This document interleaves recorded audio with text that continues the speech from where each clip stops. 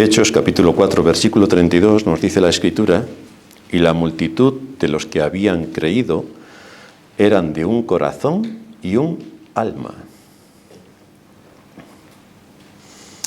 Estas semanas pasadas estaba comiendo con Sharon en un restaurante del centro de Madrid, concretamente en Gran Vía, y vi pasar al restaurante a un señor que tenía en sus brazos envuelto lo que yo pensaba que era un bebé. Entró el señor, se sentó 2 mesas más allá y a los pocos segundos entró otro señor con un carrito. Vaya. Entonces el señor, que tenía envuelto a lo que yo suponía un bebé, le quitó la caperuza a lo que yo suponía que era un bebé y era un perro. Así que me quedé pensando en la nueva ideología y cómo es ahora la familia. Ya sabéis que no se puede llamar padre y madre a los que tienen bebés. Se llama progenitor 1, progenitor 2. ¿Cuál es el 1 y el 2? Aquí me voy a abstener de decir el adjetivo calificativo que caerían sobre estos 2 individuos, o individuas, o individues. Y pobre perro, que necesitaría estar suelto en libertad, correteando por todos sitios, y lo tenían sometido, esclavizado y dentro de un carrito de bebé. No os extrañe algún día ver a alguien que lleva una trucha en brazos y que de vez en cuando la mete en el acuario, porque la trucha también tiene derecho a pasear por el centro de Madrid o de las grandes ciudades. Si nos hubieran contado algo así hace tan solo 30 años, no mucho más, hubiéramos pensado que esa persona estaba mal de la cabeza, porque a quién se le ocurre llevar a un perro metido en un embalaje de bebé y llevar también su carrito al lado, para que no se canse el perro. Si nos hubieran dicho esto, hubiéramos pensado, está mal de la cabeza, o sea, tiene fiebre y ve visiones. Pero esta es la realidad. Desde la creación, Dios ha establecido distintas instituciones y a distintos niveles para que la sociedad en que vivimos funcione. Es Dios quien ha creado al hombre y a la mujer, tal cual, hombre y mujer, y también ha creado una estructura para que el hombre y la mujer, cuando tengan hijos, descendientes, y haya muchas familias, toda la sociedad funcione coordinadamente para el bien de todos. La institución más básica, por tanto, es la del matrimonio. La encontramos en Génesis. Le sigue la familia. La encontramos en Génesis. Y luego, con el desarrollo natural de las familias, pues llegamos a la tercera institución que Dios ha creado por medio de Cristo, que es la Iglesia. Pero Satanás, porque es Satanás y porque estamos en el mundo después de la caída, la institución primera que más ataca es el matrimonio. Ahí están todos los males que pueden ocurrir y sobrevenir. Después ataca a la familia, padres contra hijos, hijos contra padres. Ahí se puede organizar una gran rebelión. Y por supuesto, ¿cómo Satanás no va a tener en cuenta a la Iglesia? Si es un elemento a batir para que la luz que se puede dar al mundo y la estructura que el mundo debería tener y consolidar, que fuera la Iglesia regida por la palabra de Dios, pues que no haya luz ni haya absolutamente nada, sino que sea una comparsa de la sociedad en la que en cada momento nos ha tocado vivir. De manera que la familia, con esto del perrito, es una caricatura de una familia normal, y la Iglesia en nuestros días es una caricatura de lo que una iglesia, según la Escritura, debe ser. Así que estamos delante de caricaturas. Al tratar el asunto de la doctrina de la Iglesia, tenemos que ver entonces si estamos dentro de una caricatura o estamos en una iglesia en orden, según establecen los principios de las Escrituras y según enseña Cristo. Hay 2 preguntas que necesitamos responder respecto a nuestra relación con la Iglesia. La primera: ¿qué es lo que cada miembro debe esperar de la Iglesia? ¿qué es lo que cada miembro debe esperar de su Iglesia? Y la segunda, ¿qué es lo que la Iglesia debe esperar de cada uno de sus miembros? Porque esto es recíproco. Pero hoy solamente nos da tiempo para ver la primera pregunta, para responder a la primera pregunta. Porque deberíamos tener unas expectativas realísticas en cuanto a lo que se debe o no se debe esperar de una Iglesia. Esto es importante porque muchos que tienen en su mente la Iglesia católica piensan que la riqueza inmensa, una de las mayores fortunas del mundo que tiene la Iglesia católica, no hay más que ver el Vaticano, pues que todas las iglesias contamos con la misma fortuna. Y no es así. A nosotros no nos paga el Estado, no recibimos subvenciones del cielo. No hay nada que nos dé recursos inagotables para que sea quien sea que pase por aquí y diga, no tengo para irme de vacaciones. Hombre, pues dilo antes. La Iglesia te va a pagar las vacaciones. ¿Dónde quieres ir? ¿Hawái? ¿Alaska? ¿Filipinas? ¿Dónde quieres ir? Me quedo sin trabajo. No te preocupes, que en la Iglesia tenemos una agencia de colocación. ¿En qué quieres trabajar? Ingeniero aeronáutico, piloto de pruebas. ¿Qué quieres?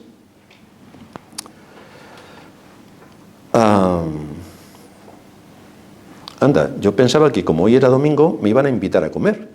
Vaya, pues la Iglesia tampoco tiene un comedor para que todos los que vengan puedan comer. Si alguien no tiene para comer, la Iglesia le da. Pero la Iglesia no es un restaurante en el que todos vienen los domingos, reciben la palabra, sí toca, pero sí que toca comer. Entonces hay un gran restaurante, buffet libre para todos. ¡Qué alegría! Oye, esta Iglesia es maravillosa. Dentro de 2 meses tenemos a 7.000 personas asistiendo a la Iglesia. Así que uno debe tener una expectativa realista de lo que es la Iglesia. Nada de lo que he dicho tiene que ver con la Iglesia. Por tanto, ¿qué es lo que cada miembro debe esperar de su Iglesia? Algunos aspectos que tenemos que tener en cuenta. El primero, debe esperar ser instruido de acuerdo a la palabra de Dios.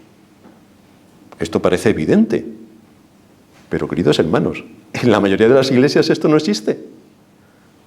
La gente no es instruida de acuerdo a la palabra de Dios, es instruida de acuerdo a la moda. De acuerdo a por dónde se mueven hoy las tendencias políticas, sociales, religiosas, y ahí que van todos detrás por el camino ancho corriendo a ver quién llega primero, al infierno. Pero aquí no venimos a jugar, aquí no venimos a pasar el rato, venimos a adorar, a adorar. Si nosotros no tenemos esta expectativa en nuestra mente, nos vamos a equivocar en todo. Porque el día de reposo fue instituido para que el pueblo de Dios se junte y juntos podamos adorar a Dios, podamos alabar su nombre, podamos orar a nuestro Dios y Padre, podamos poner nuestras ofrendas y podamos exponernos a la predicación de su palabra. Si esta es la casa de Dios y no la nuestra, cada creyente tiene que someterse a lo que el dueño de la casa ha establecido, porque es el dueño de la casa quien lo dice. Esto es bastante sencillo de entender, pero muy difícil de aplicar, porque hay una falta de entendimiento en general en el mundo cristiano estratosférica y además un desconocimiento también de qué es una iglesia según Dios. Hay conocimiento de qué es una iglesia según yo creo que debe ser una iglesia, pero no según lo que Dios dice. Si esto no lo tenemos en cuenta, entonces acabaremos haciendo de la casa de Dios nuestro desván espiritual. O desván sin más. ¿Vosotros no habéis visto algunas iglesias donde la gente que son miembros de la iglesia llevan todo lo que les sobra de su casa, lo llevan a la iglesia? Hombre, pero tíralo a la basura, porque lo traes a la iglesia. Pues sí. Esta mesa me sobra a la iglesia. Me sobran 2 sillas a la iglesia. Me sobra una escalera a la iglesia. Todo lo que le sobra se va a la iglesia. ¿Y qué tal si lo tiras? Y así ahorras tiempo a la iglesia para tirarlo. ¿Por qué le das a la iglesia las sobras? Si a la iglesia no le hace falta. Así que para muchos la iglesia es su desván. Para otros es el sillón del psicoanalista. Se sientan y le sueltan ahí 3 horas al pobre pastor que le está ahí soportando. Menos mal que es gratis. Y ahí le sueltan el rollo patatero al pastor. Para otros es una asociación cultural. Y entonces tienen muchas actividades. Porque como la iglesia puede estar cerrada entre semana, ¿para qué la vamos a cerrar entre semana? Vamos a traer aquí música, folclore, por supuesto el domingo también, porque como estamos todos, podemos unirnos a todo esto. O también puede ser, lo que más habitualmente es, una ONG para ayudar al tercer mundo. Porque como nosotros somos del primero, no nos hace falta ayuda. Pero si la iglesia es una organización espiritual, quizás sí que te haga falta ayuda. No, aquí vamos a traer arroz, espaguetis, macarrones para el tercer mundo. Pero a ti que te hace falta descubrir tu pecado y arrepentirte, eso ni se toca. La Escritura enseña que Cristo es la cabeza de la iglesia, que Él la compró con su sangre. Así que esto es bastante interesante para no pasarlo por alto, que Cristo pagó con su sangre el precio por su iglesia. Así que Él es el único dueño. Ni eres tú ni soy yo. El dueño es Cristo. De manera que tenemos que tener un cuidado extremo en hacer lo que Cristo dice, no lo que a mí me apetece ni lo que la moda social me indica. Al frente de la iglesia, Cristo ha puesto a sus oficiales, que son los pastores. Y los pastores tienen en el ejercicio de su oficio que cumplir dos misiones, la de gobernar y la de enseñar, las dos. Cuando gobierna el pastor, hay algunos que le chirrían los dientes y le sale humo por las orejas, pero es que es su papel, el del pastor, gobernar, no al gusto de cada cual, sino al gusto de la Escritura. Y su papel también es enseñar, que es a lo que nos exponemos cada día del Señor, cuando venimos ante su presencia. Dice Pablo en 1 Corintios 4, 1 y 2, así pues, téngannos los hombres por servidores de Cristo y administradores de los misterios de Dios. Ahora bien, se requiere de los administradores que cada uno sea hallado fiel. Así que el que se pone aquí delante no puede contar sus ocurrencias, ni ponerse a contar chistes para que todos sonrían y se lo pasen bien. El administrador de los misterios de Dios tiene que ser fiel respecto a la palabra, que es su labor más importante. Porque estamos hablando de un asunto que tiene que ver con la salvación y con el alma y con nuestro destino eterno. Así que es bastante importante lo que aquí se está exponiendo, para que el pueblo de Dios sea instruido y esté absolutamente seguro de que va hacia su camino eterno, de acuerdo a lo que marcan las Escrituras. El administrador, como ocurre en cualquier empresa de este mundo, si tú eres administrador de una empresa, ¿qué piensas que hará la empresa contigo? Si la empresa fabrica tornillos, tú puedes decir, bueno, pues yo voy a fabricar tabletas de chocolate y se las voy a regalar al tercer mundo. Pues los propietarios de la empresa te van a poner una demanda millonaria y vas a acabar en la cárcel, porque ese no es tu papel. Tu papel como administrador es ser fiel a los principios de la empresa y a su objeto social. Pues lo mismo pasa con el asunto de la iglesia. El administrador trabaja para Cristo y debe asumir el mandato de Cristo. Esperamos que el pastor, quien nos dirige, esté en sintonía con la mente de Cristo, no con la mente de la época en la que nos ha tocado vivir. Es Cristo quien establece la doctrina y la práctica, y no es el hombre. No es el hombre. Hasta donde el Espíritu Santo ilumine nuestra mente, vamos a someternos a la enseñanza rigurosa de las Escrituras, en cuanto al orden bíblico que las Escrituras establecen, en cuanto al gobierno de la Iglesia que la Escritura establece, en cuanto a la liturgia o cómo celebramos los cultos y la adoración tal y como establece la Escritura, en cuanto a la disciplina y en cuanto a las implicaciones donde la Escritura afecta a cada una de las áreas en las que nos movemos y que tienen que ver con tres aspectos: la vida, la verdad y la libertad. Eso es lo que vamos a defender. La Escritura es práctica, por lo tanto afecta a todas las áreas de la vida, porque es práctica. No somos místicos ni tampoco buenistas. Esto es la religión general, pero no es la religión de la Escritura. Ni somos místicos ni buenistas, sino que al abrir las Escrituras el pastor tiene que buscar cómo aquella enseñanza se aplica a la situación particular de la Iglesia. del pueblo de Dios, en esta época en la que nos ha tocado vivir. ¿Cómo se aplica la doctrina hoy, para mi situación particular? A pesar de todo el esfuerzo que hagamos en este sentido, y tenemos que orar para que el Espíritu Santo nos asista, cada uno debe recordar que si está buscando la iglesia perfecta, pues esta no lo es. Y estamos convencidos de que tampoco la va a encontrar. Así que si alguien busca la iglesia perfecta en nuestra iglesia, lamento decirle que no la va a encontrar. Especialmente porque la iglesia perfecta no existe. Está compuesta de pecadores, redimidos, pero somos pecadores. Y esta es la evidencia que también nos encontramos en las iglesias del Nuevo Testamento. Esto no quiere decir que te conformes con cualquier iglesia y vayas a cualquier iglesia, porque como no hay ninguna iglesia perfecta, pues todas son imperfectas y todo me da igual y lo mismo. No. Tienes que buscar la iglesia que se rija por los principios de las Escrituras y que ande bajo el temor de Dios. Vamos a ver algunos ejemplos de iglesias imperfectas que están en el Nuevo Testamento. Por ejemplo, la iglesia de Éfeso. Pablo fue el pastor de la iglesia de Éfeso durante 3 años. Después de Pablo vino Timoteo y también fue pastor. Y después de Timoteo llegó el apóstol Juan. Todos podemos pensar, esta iglesia sería perfecta. Pues fijaos lo que le escribe Pablo a esta iglesia de Éfeso, en el capítulo 4 de la carta a los Efesios. Yo pues, preso en el Señor, os ruego que andéis como es digno. ¿Y cómo andamos, Pablo? Como es digno de la vocación con que fuisteis llamados. ¿Sois cristianos? Hay una forma de andar como cristianos. Con toda humildad y mansedumbre.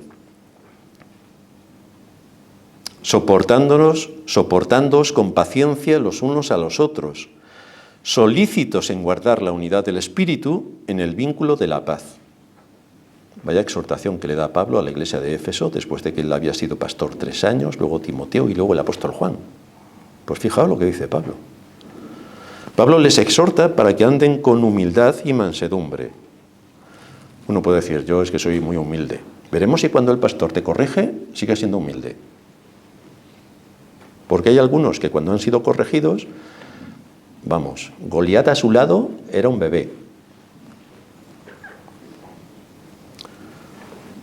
Que ejerzan la paciencia, les está diciendo Pablo, que ejerzan la paciencia, que se traten con amor y que sean solícitos en guardar la unidad del Espíritu en el vínculo de la paz, que la Iglesia lo más importante que tiene es su paz, así que deben vigilar y velar por su paz. Si está exhortando en todo esto, es porque algo había en la Iglesia. Y además luego nos encontramos en Apocalipsis que cuando Cristo se dirige a esta Iglesia le dice: has perdido tu primer amor. Has perdido tu primer amor. Así que parece ser que esta iglesia no era perfecta. En la iglesia de Tesalónica había vagos. Es decir, pensaban que como el Señor iba a venir pronto, ¿para qué trabajar? Claro, y mientras que viene, ¿quién va a pagar tus gastos? Por eso Pablo tiene que decir, pues quien no trabaje, que no coma. A ver si coge la intención. Así que encontramos que creyentes de la iglesia de Tesalónica eran unos vagos. De la iglesia en Corinto, mejor no hablamos, porque si empezamos no paramos. De la iglesia que se estableció en Creta, Pablo los define como malas bestias y glotones ociosos. Vaya, cuánto amor por parte de Pablo, ¿eh? Queridos hermanos, ¿cuántos quiero? No, son unas malas bestias y glotones ociosos. Le dice Pablo a Timoteo, repréndelos duramente para que sean sanos en la fe. Repréndelos duramente. Todas las iglesias del mundo tienen sus ovejas y también tienen sus cabras, todas. En casi todas las iglesias hay creyentes, en casi todas. Pero en todas las iglesias hay impíos. Esto es una ley general. Había un impío entre los 12 que el Señor escogió para ser sus discípulos, imaginaos, en una iglesia. De hecho, cuando hay problemas, estos son los primeros que saltan y los primeros que organizan el problema bien dimensionado. Estos son. Así que no hay ninguna iglesia perfecta. Esto es algo que cada uno debe tener bastante claro, porque uno piensa, es que a mí me gustaría que esta iglesia fuese así y que el pastor fuese asado. Bueno, algunos quieren que el pastor sea asado, literal, pero no va a ser. Pero es que el pastor también le gustaría lo mismo. A mí también me gustaría que la iglesia fuera así o fuera de otra manera. Sin embargo, a la hora de aproximarnos a una iglesia, tenemos que valorar si tiene una perspectiva bíblica honesta delante de Dios y de acuerdo a su palabra. Si estamos hablando en serio de las Escrituras, con rigor. Si hay un esfuerzo consistente por la enseñanza para instruir al pueblo de Dios, para que esté despierto a lo que pasa en este mundo, para que esté despierto al engaño de su corazón y para que esté despierto a pedir que el Señor perdone sus pecados, que haya una disposición al arrepentimiento. Todo esto lo aprendemos a través de las Escrituras y se debe enseñar en la Iglesia. Debemos esperar que la Iglesia tenga un desarrollo constante para someterse a la dirección que nos proporcionan las Sagradas Escrituras, porque tenemos que corregir muchas cosas que son deficientes, tenemos que aplicar principios, tenemos que someter nuestro ego, que es extraordinario, tenemos que tener una disposición para hacer algo realmente increíble y que solamente ocurre si hay una verdadera conversión, algo increíble, el arrepentimiento. Esto es increíble. Pero una de las mayores disposiciones que tenemos que tener en el corazón es la de arrepentirnos. Y muchas veces no se trata de arrepentirnos delante de Dios, sino delante de los hermanos a quien hemos ofendido, delante de la iglesia a la que hemos ofendido, delante de aquellos a quienes hayamos ultrajado. O si el pastor nos exhorta, humildemente, a arrepentirnos. En mi experiencia hay muchos hermanos que humildemente se han arrepentido y están aquí. Ahora, también hay otros que no se han arrepentido y no están. Así que cada uno puede llegar a sus conclusiones. Cada iglesia está en un periodo de aprendizaje que le va a durar toda la vida. Por eso mantenemos el lema de Iglesia Reformada, siempre reformando. Siempre tenemos que estar atentos a las Escrituras, siempre atentos a no deslizarnos ni a la izquierda ni a la derecha. ¿Qué es lo que nos sigue enseñando la Escritura? ¿Cómo se aplica lo que enseña a nuestra situación particular? Tenemos que analizar lo que hacemos y cómo lo hacemos a la luz de la Escritura. Y cuanto más luz vayamos teniendo, más cosas tendremos que ir corrigiendo. Pero ojo, queremos someternos a la voluntad revelada de Dios en su palabra, no a la moda de lo que hoy quiere imponer la sociedad, ni a las corrientes del mundo religioso que nos envuelven, ni a la liturgia de culto que se acepta en muchas iglesias y que es profana y blasfema, como ya he dicho en otro sermón anterior. Así que aquí no vamos a introducir la batería. No vamos a tener culto de jóvenes, culto de niños, culto de mujeres, que prediquen la mujer. No vamos a tener nada de todo esto. Nada. No vamos a invitar a los alcohólicos anónimos para que nos cuenten sus experiencias. Tampoco vamos a proyectar una película en el Día del Señor para que todos vean cómo se hacía el arte hace 50 años y cómo se hace ahora. Tampoco. Tampoco cuando nos juntemos vamos a cantar estilo Disney. Olvidaros que no vamos a cantar estilo Disney, que sigan las iglesias Disney cantando así. Nosotros no lo vamos a hacer.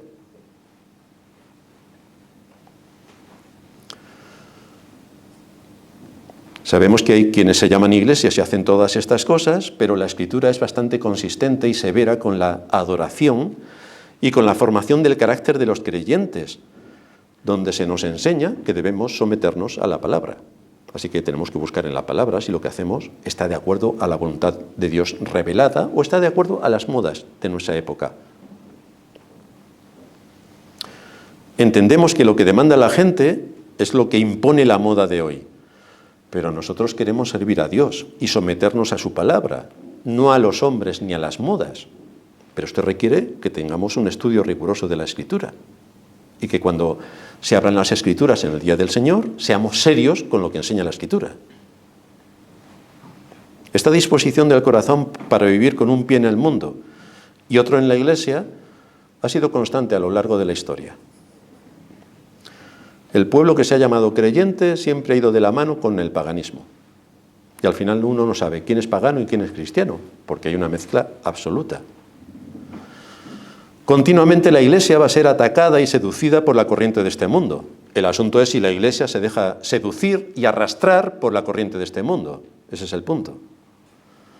Si mantenemos nuestra fidelidad a Cristo, o si nos da exactamente igual lo que diga la Biblia, porque estamos en el siglo XXI y uno no sabe que en el siglo XXI puedes llevar a tu perro al restaurante metido en tu cestita para que el perro disfrute. Bueno, pues si es eso lo que queremos, pues hay que definirlo de antemano. Pero en el mundo en el que vivimos y con las modas y corrientes que se mueven, estamos exactamente igual que lo que ocurrió en tiempos de Israel, que buscan la notoriedad social. Jeremías 44, 15. Todos los que sabían que sus mujeres habían ofrecido incienso a dioses ajenos, estamos hablando de israelitas, deberían tener temor del Señor, deberían conocer las Escrituras, tenían por lo menos el Pentateuco, deberían conocer los 10 mandamientos. Todos los que sabían que sus mujeres habían ofrecido incienso a dioses ajenos, y todas las mujeres que estaban presentes, una gran concurrencia, y todo el pueblo que habitaba en tierra de Egipto, en Patros, respondieron a Jeremías diciendo, cuando les llamó la atención: la palabra que nos has hablado en nombre de Jehová, no la oiremos de ti. Vaya. Menos mal que era el profeta. Pero el pueblo de Israel no quería ni oír hablar de Jehová, ni mucho menos a los profetas. Sino que ciertamente pondremos por obra toda palabra que ha salido de nuestra boca. Es decir, no queremos que Dios nos diga algo. No, ya lo decimos nosotros. Pero es así en el mundo en el que estamos, es así en la iglesia en la que estamos.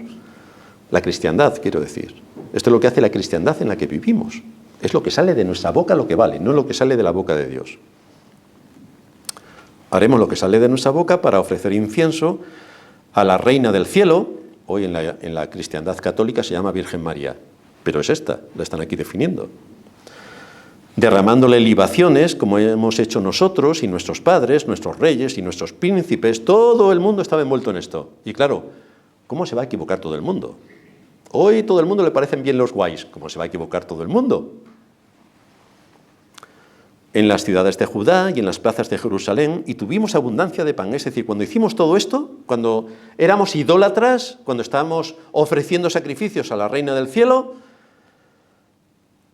hay abundancia de pan y estamos alegres y no vimos mal alguno, pero desde que dejamos de ofrecer incienso a la Reina del Cielo y de derramarle libaciones, nos falta todo y a espada y de hambre somos consumidos.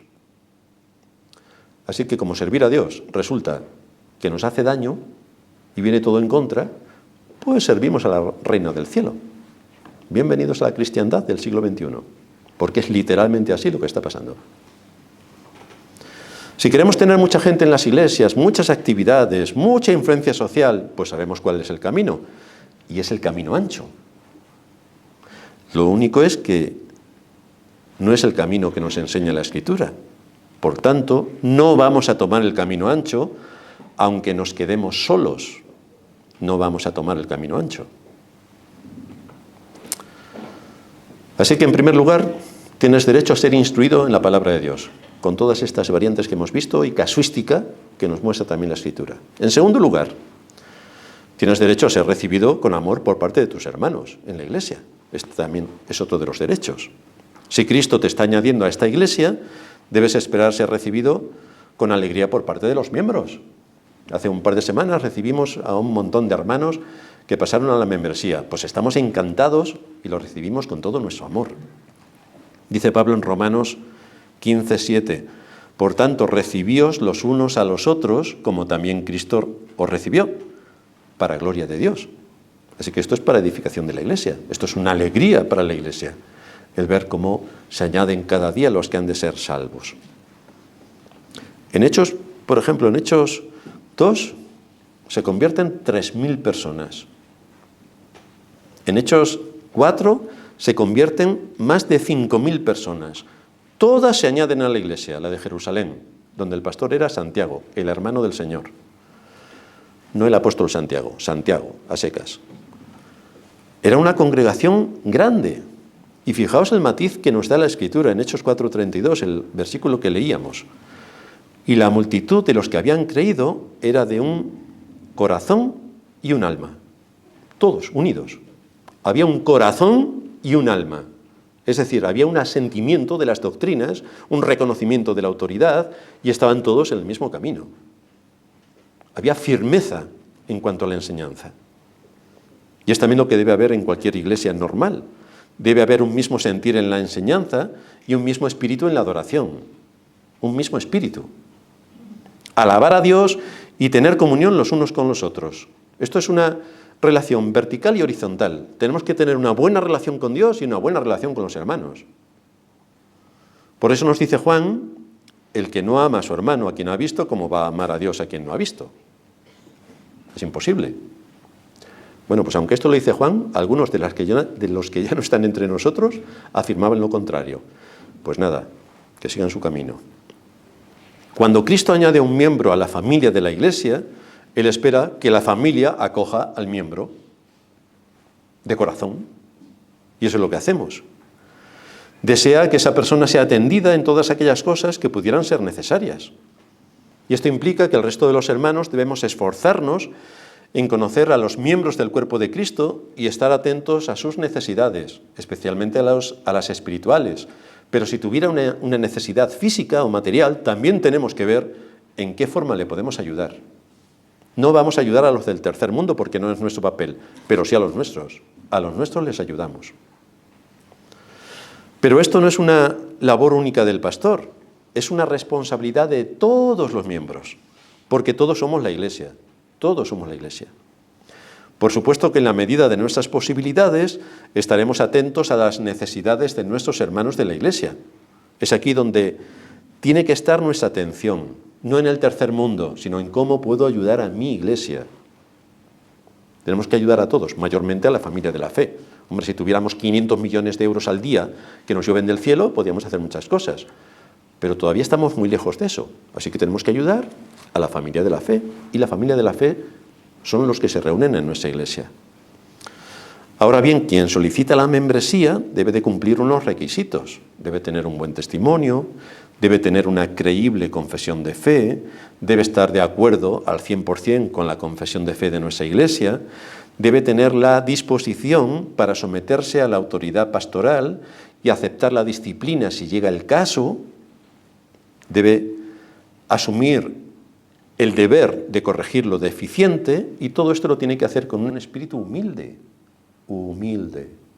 Es decir, que no saque el hacha de guerra cuando el pastor le va a corregir. No esperamos que saque el hacha de guerra. Pero en mi experiencia sí que ha ocurrido. Que no ha sacado un hacha de guerra, ha sacado una ametralladora y escopitajos también. Algo de todo esto. Así que cuidado. En tercer lugar, ¿cuáles son también mis derechos? Mis derechos en la Iglesia. Pues tienes derecho a que el pastor vele por tu vida. Pero yo no quiero que se meta en mi vida. Tranquilo. Dice el escritor a los Hebreos en el capítulo 13, versículo 17, que ellos, los pastores, velan por vuestras almas como quienes han de dar cuenta. Así que los pastores han sido constituidos por Cristo para cuidar a la Iglesia de Cristo. Esto supone que el pastor de tu iglesia no te va a mimar.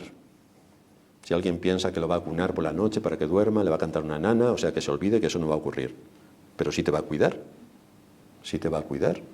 Va a cuidar tu alma. Muchos piensan, bueno, el pastor le paso desapercibido esto que ocurre o esto que no ocurre. Bueno, el pastor es que tiene espías entre los ángeles y entre la iglesia. y también tiene ojos, así que algunas cosas las ve. Y también tiene micrófonos, en casa de algunas hermanas tiene micrófonos, entonces también sabe lo que ocurre.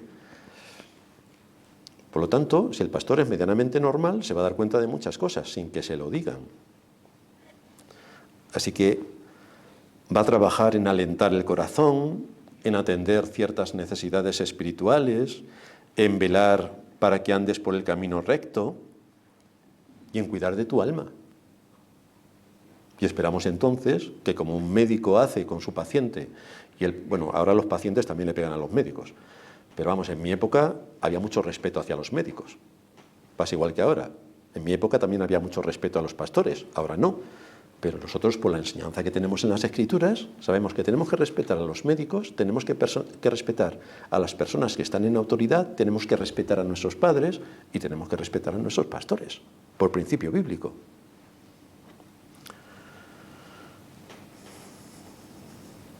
Si llega el caso en alguna ocasión, el pastor también va a tratar contigo temas que posiblemente no te gusten, pero que hay que tratar.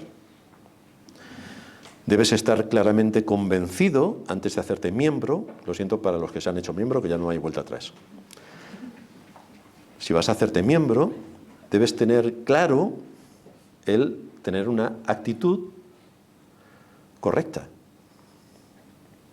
Que tengas un espíritu enseñable y humilde para aceptar la exhortación o la disciplina si llega el caso. La mayoría de los hermanos de la Iglesia no son disciplinados, la inmensa mayoría. Yo diría que el 10% son disciplinados y el resto no. Pero si llega el caso de la disciplina, ten un corazón humilde para asumir la disciplina y someterte al gobierno de la Iglesia. No esperamos que alguien que es miembro de la Iglesia se rebele contra su pastor, le insulte, le calumnie, porque ha sido exhortado o se le ha impuesto una disciplina. No esperamos que eso ocurra. A lo mejor nunca ha ocurrido. ¿O sí? ¿O sí? Esto lo hacen los impíos, pero no esperamos que un creyente lo haga. Pues sí, pues sí. El pastor tiene el mandato de Cristo de gobernar y enseñar, lo cual supone una altísima responsabilidad.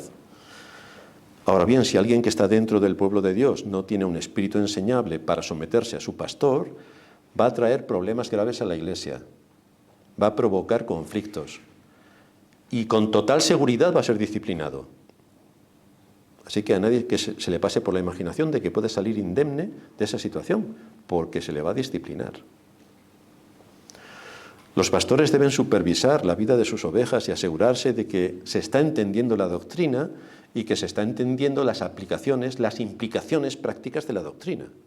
De esto se tiene que asegurar el pastor.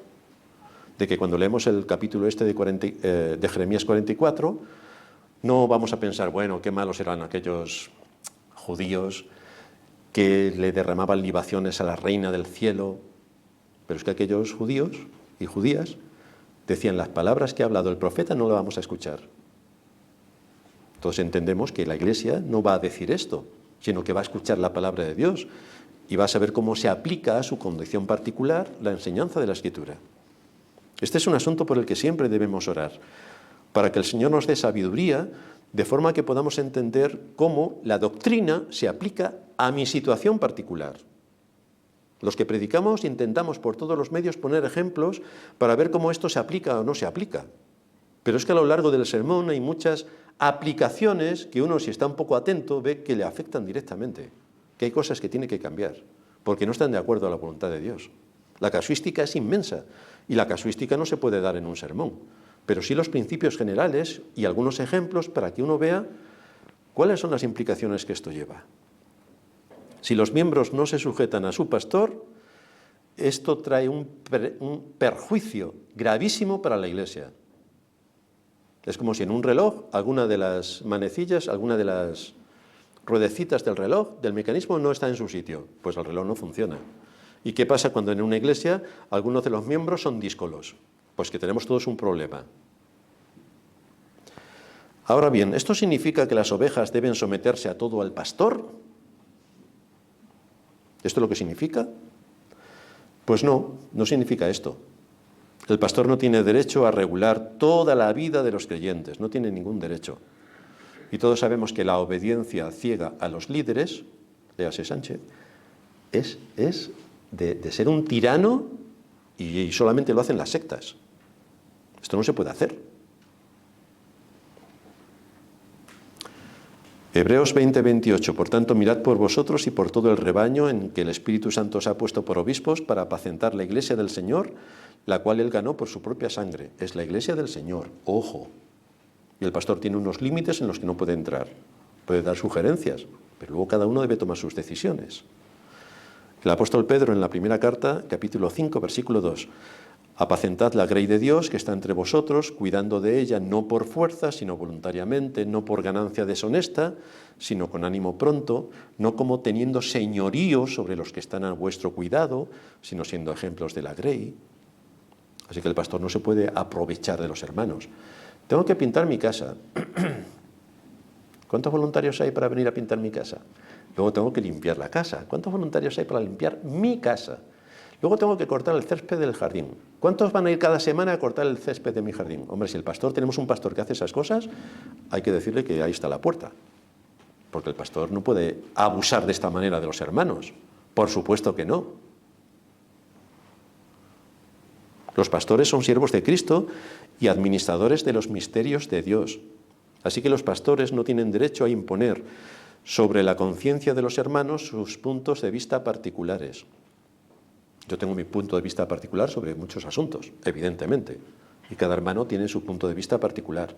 Así que yo no voy a imponer mi punto de vista particular sobre lo que pasa en el mundo, que pasan muchas cosas, pero no lo voy a imponer, y cuando a vez en alguna ocasión menciono algo, es a modo de ejemplo. Pero no quiero imponer nada de lo que yo pienso de lo que pasa en el mundo. Por contrapartida, tampoco acepto que nadie me imponga su criterio sobre lo que pasa en el mundo, porque yo ya soy mayorcito, ya cumplí los 18 años, hace no mucho, pero ya soy mayor de edad, y ya sé lo que pasa en el mundo. Así que tampoco voy a aceptar que me impongan sus criterios, o si no, se monta una rebelión. Tampoco lo voy a aceptar. Así que sobre temas de opiniones no vamos a discutir. Podemos discutir fuera, pero en un entorno cordial. Yo pienso, no sé, que los monos de África son más grandes que los de América. Pues muy bien. Pues yo, como no sé de monos, salvo los que hay en el Parlamento, pues no puedo decir nada más. Así que ni el pastor puede imponer sus opiniones particulares sobre la Iglesia, ni algunos hermanos de la Iglesia pueden imponer sus opiniones particulares sobre el pastor. Opiniones, no doctrina, opiniones. Los pastores, por tanto, no son los dueños de la Iglesia. Tampoco la pueden gobernar a su antojo, ni según sus gustos o preferencias, porque Cristo es la cabeza de la Iglesia. Solo Cristo pagó con su sangre el precio de la Iglesia. Cristo es quien legisla mediante su voluntad revelada en su palabra, pero a la vez no olvidemos que esto se lleva a cabo a través del pastor. El pastor legisla por mandato divino a la Iglesia. El pastor gobierna la Iglesia. ¿Y qué puede ocurrir si lo que el pastor está haciendo gobernando la Iglesia, yo considero que no es lo que debe hacer? Pues te coges la Biblia y con principios de la Biblia y argumentado consistentemente, vienes y me lo dices.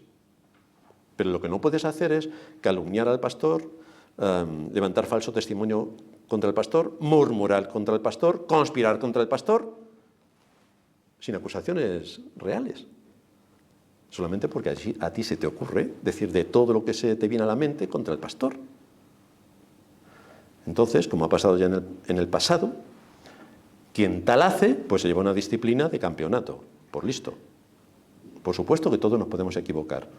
Pues te vienes con los argumentos, con la Biblia, y lo presentas. Presentas tú tus argumentos bíblicamente hablando. Pero si no tienes argumentos y solamente calumnias, pues entonces prepárate para lo peor. No digo porque ahora esté pasando, pero ha pasado en el pasado.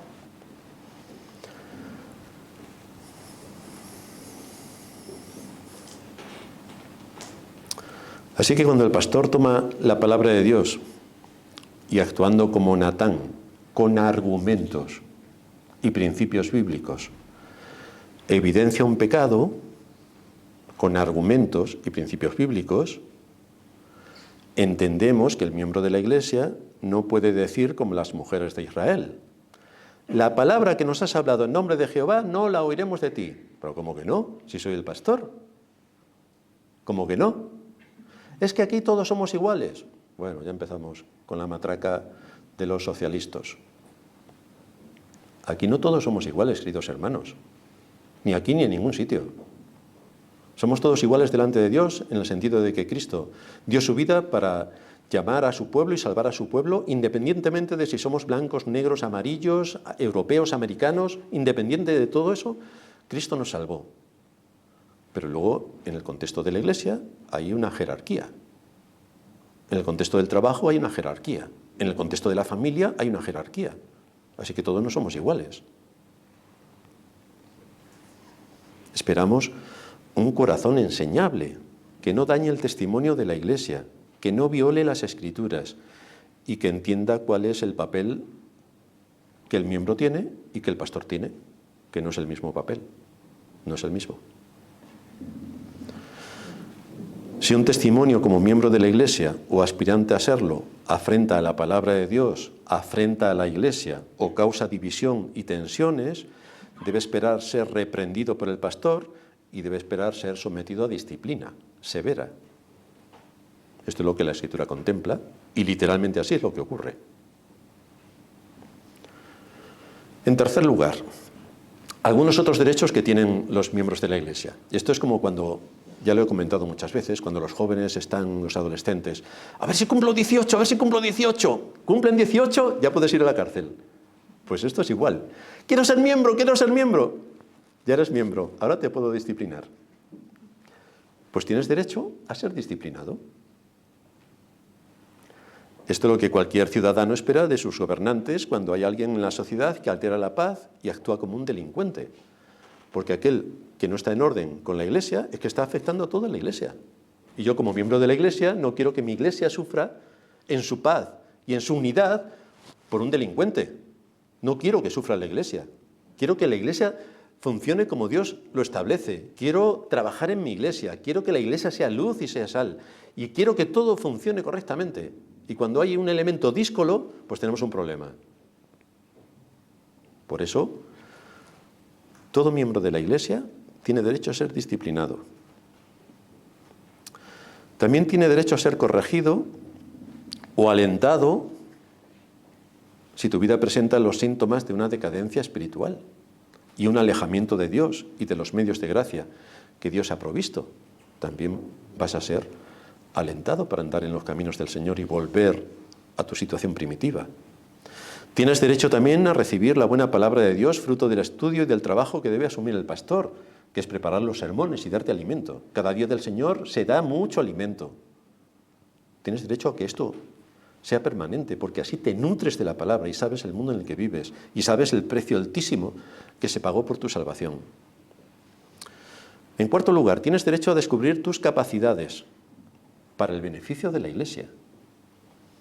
Cristo ha dado dones a la Iglesia y el Espíritu Santo coloca a cada uno en el cuerpo como Él quiere para la edificación de la Iglesia. Así que, ¿cómo descubrir los dones? Pues trabaja. Trabajando se descubren los dones. Dice el apóstol Pedro en su primera carta, capítulo 4, versículo 10, cada uno según el don que ha recibido, ministrelo a los otros como buenos administradores de la multiforme gracia de Dios. Si alguno habla, hable conforme a la palabra de Dios. Si alguno ministra, ministre conforme al poder que Dios da, para que en todo sea Dios glorificado por Jesucristo, a quien pertenecen la gloria y el imperio por los siglos de los siglos. Todo lo que hagamos, para el Señor. Para el Señor. Muchos creen que el único don de la Iglesia es predicar, pero no todos podemos predicar. Hay muchas áreas en las que podemos trabajar. En la Iglesia el Señor nos ha dado multitud de hermanos con dones, en los que todos sirven para el progreso del Evangelio y para el buen funcionamiento de la Iglesia.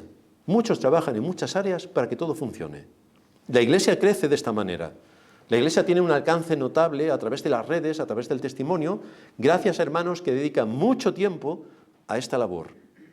Así se apoya el desarrollo y el crecimiento natural de la Iglesia. Así todos nos beneficiamos. Hemos tenido en el pasado alguna que otra persona que solamente quería predicar. Pues si alguien viene directamente y me dice, yo quiero predicar, pues no tiene ni la más mínima posibilidad de predicar en la vida mientras que yo esté. Porque lo único que muestra es soberbia y querer ocupar una posición que nadie le ha dicho ni siquiera que pueda hacerlo. Así que quien viene con esa disposición, vamos, tiene la puerta cerrada a cal y canto mientras que yo esté por aquí. Predicar no es una tarea fácil. Es muy complicado preparar sermones, muy complicado. Si no, preguntárselo a los hermanos que están aprendiendo a preparar sermones y os dirán lo que tienen que sudar y lo que el pastor les estruja para que hagan lo que tienen que hacer. No es una tarea fácil, es complicado preparar sermones, estructurarlos, saber cómo comunicar la enseñanza y luego aplicar la palabra a la situación de la Iglesia, en nuestro contexto histórico y social. Todo esto hay que tener en cuenta a la hora de predicar un sermón. Así que casi nadie puede predicar, porque esto requiere algunas características especiales y en esto estamos trabajando para ver si el Señor ha repartido este don entre algunos de los hombres con los que estamos lidiando en estos momentos. Se ha vendido la idea en muchas iglesias de que hay que participar de forma notoria, porque así, que todo el mundo me vea que hago cosas. Queridos hermanos, ¿cuántos ven a las hermanas y algún que otro hermano que limpian la iglesia? Nadie los ve. Pero si la iglesia no estuviera limpia, aquello sería un desastre monumental. ¿Cuántos ven a los que una vez al año se dedican a pintar el edificio? ¿Cuántos ven todo lo que hay detrás de los preparativos que tenemos para las redes? Casi nadie lo ve. Pero es imprescindible para que todo funcione. Muchos ven al que está aquí predicando. Esto es vital, pero si no tuviéramos detrás un ejército de hombres y mujeres que están trabajando para la Iglesia, estaríamos limitados en cuanto al alcance del cual tenemos el mandato de predicar hasta lo último de la tierra. Pues a través de los medios de comunicación podemos predicar hasta lo último de la tierra, cumplimos el mandato. Pero hay muchos hermanos involucrados trabajando duramente para que esto ocurra.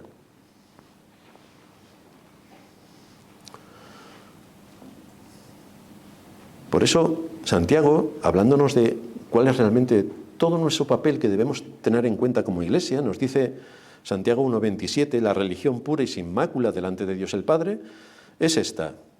No aparecer, yo soy la estrella. No. Visitar a los huérfanos y a las viudas en sus tribulaciones y guardarse sin mancha del mundo.